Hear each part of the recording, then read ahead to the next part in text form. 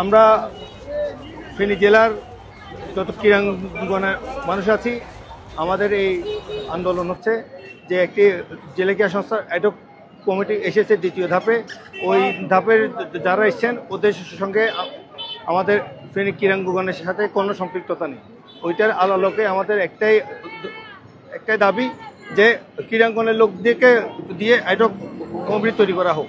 সেক্ষেত্রে আমাদের আগের যে ছিল কমিটি ছিল, আমরা ওইটাই বলবৎ চাচ্ছি। ওইটার আলোকে আমাদের একটি ধারাবাহিক আন্দোলন চলছে। ওই আন্দোলনের আজকে একটি দিন হচ্ছে লিফলেট বিতরণ এবং যত স্টেক হোল্ডার আছে ওদের সঙ্গে করা, এই মত বিনিময় করা।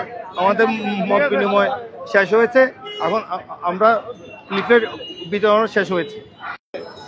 ফেনী জেলা ক্রীড়া সংস্থার বিতর্কিত অ্যাডহক কমিটি বাতিলের দাবিতে আমাদের এই যে লাগাতার যে কর্মসূচি, তারই ধারাবাহিকতা আমরা আজকে ফেনী শহরের প্রত্যেকটি গুরুত্বপূর্ণ সড়কে আমরা লিফলেট বিতরণ করেছি। এইটাই আমাদের ফেনী জেলার বিভিন্ন খেলোয়াড়, সিনিয়র খেলোয়াড় এবং ক্রীড়া সংগঠক এবং যারা রানিং খেলোয়াড় সবাইগুলো মিলে অংশগ্রহণ করেছে স্বতঃস্ফূর্তভাবে।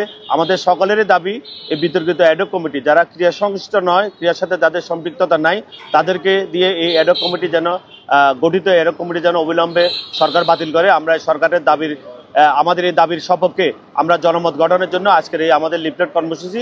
যারা আমাদের এই লিফলেট বিতরণ কর্মসূচিতে এতক্ষণ ছিলেন, তাদের সবাইকে আমি ক্রীড়াঙ্গনের সকল সংগঠনের পক্ষ থেকে আন্তরিক অভিনন্দন এবং শুভেচ্ছা জানাই।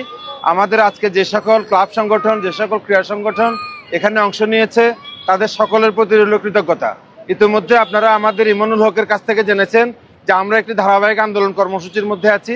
আমরা সবসময় বলেছি যে ফেনী জেলা ক্রীড়া সংস্থা সবসময় ক্রীড়াঙ্গনের মানুষদেরকে দিয়ে পরিচালিত হতে হবে।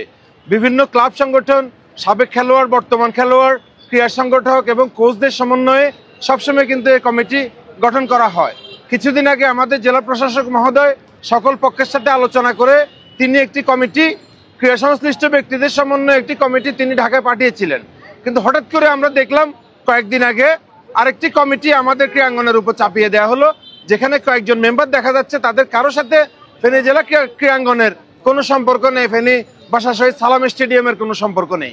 এই কারণে আমরা যারা বিভিন্ন ক্লাব সংগঠন পরিচালনা করি, একাডেমি পরিচালনা করি, আমরা দাবি জানিয়েছি যে জেলা প্রশাসক মহোদয় কর্তৃক যে কমিটি ক্রীড়াঙ্গনের মানুষদের নিয়ে গঠিত হয়েছিল সেটি বলবৎ রাখা হোক এবং সর্বশেষ অ্যাডহক কমিটি যেটি অন্যায়ভাবে আমাদের উপর চাপিয়ে দেওয়ার চেষ্টা করা হচ্ছে সেটি বাতিল করা হোক। ইতিমধ্যে আপনারা দেখেছেন আমরা এখানে মানববন্ধন কর্মসূচি করেছি, জেলা প্রশাসক মহোদয়ের কাছে আমরা স্মারকলিপি দিয়েছি এবং আমরা বিভিন্ন ক্লাব প্রতিনিধিদের নিয়ে ইতিমধ্যে মত বিনিময় সভা আয়োজন করেছি। আজকে আমরা এই লিফলেট বিতরণ কর্মসূচি পালন করলাম। আগামীকাল সকাল 10:30টায় আমরা ভাষা শহীদ সালাম স্টেডিয়ামের সামনে আমাদের অবস্থান কর্মসূচি রয়েছে, সেখানে আশা করি সকলে আপনারা অংশ নেবেন